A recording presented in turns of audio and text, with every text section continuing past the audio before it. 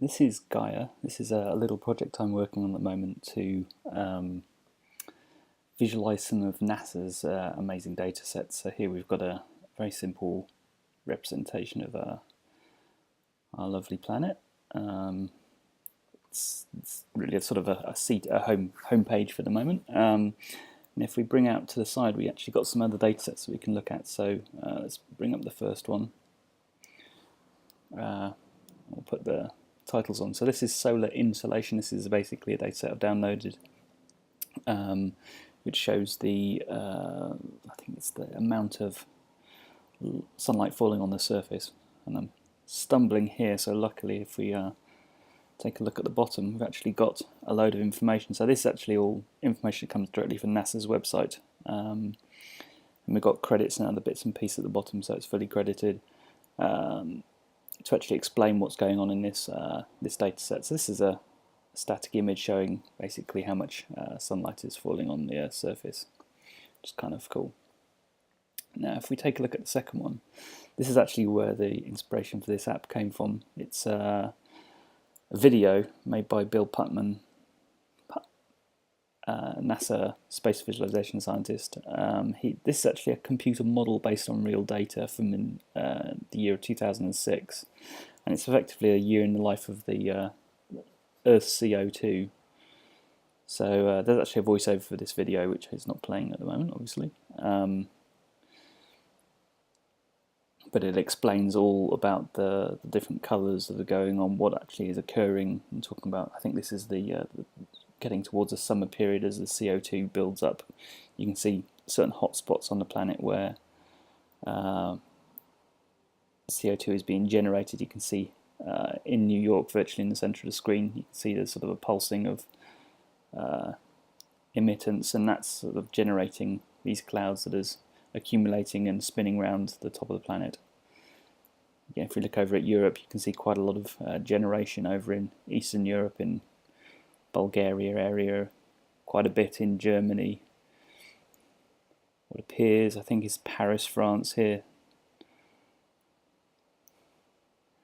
You get to see quite an amazing view of the world. This originally was a 2D map, but I think actually spitting on a sphere actually really makes it easier to see exactly what's going on. You also get to see the amazing patterns when you look at the globe from the top, so you can actually see how CO2 generated in one place works its way all the way around the planet to other places.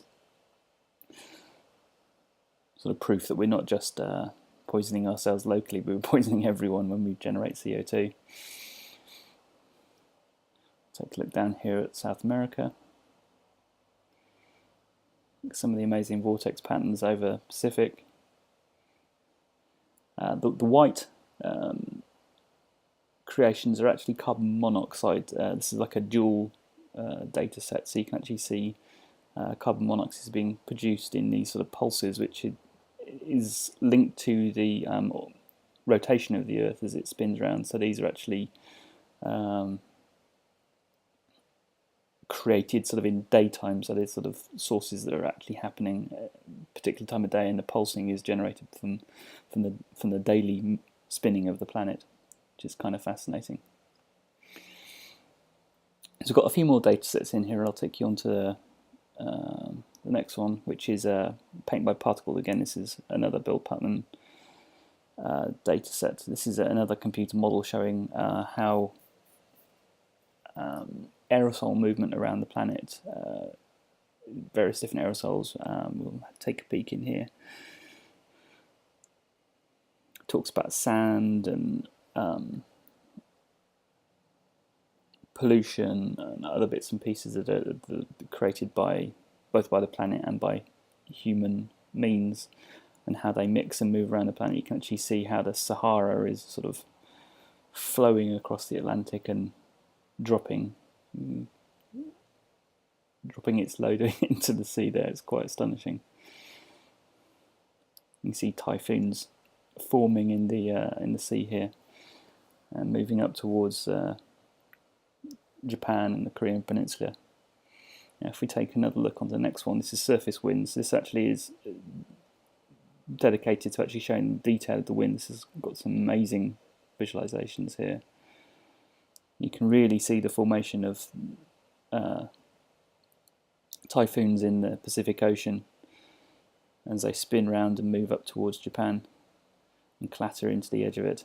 It's quite amazing, and then spin off all the way up towards Alaska. This red is I think it's a upper level super fast cloud systems, whereas the white is a sort of more regular speed cloud systems. But you can really see some of the jet stream effects as the winds in the Atlantic are created, roll along the coast of America, and then cross the Atlantic and give us the lovely warm weather that we really don't deserve, being quite so high on the Earth's surface.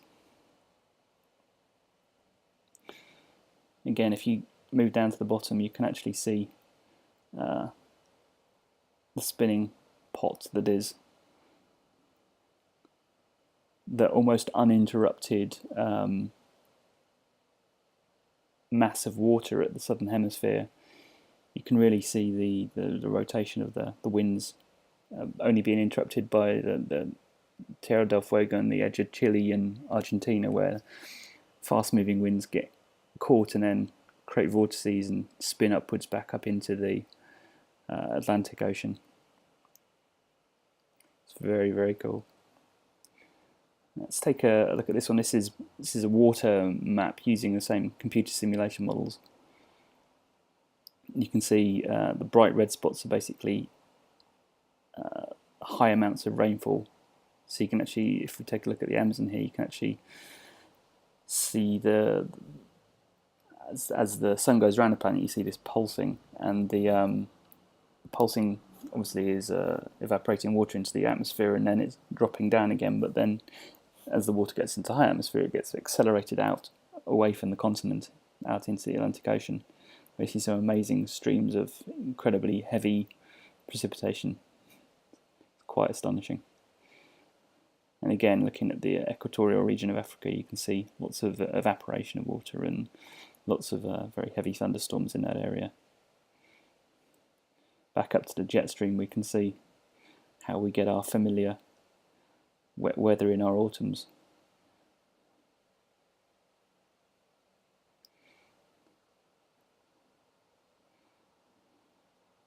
And taking a look at the Pacific to see, oops,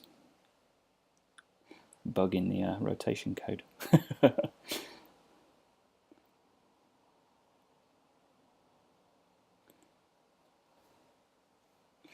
And let's have one last look at this map. This is radiant energy falling on the Earth. So the brighter the colour means that the hotter the planet's surface is getting from the sun. So what we can see here actually is that the brightness is sort of circulating from right to left around the globe. If we take a look from the very top of the globe, we can actually see effectively the sun's rotation, the Earth's rotation, daily rotation, and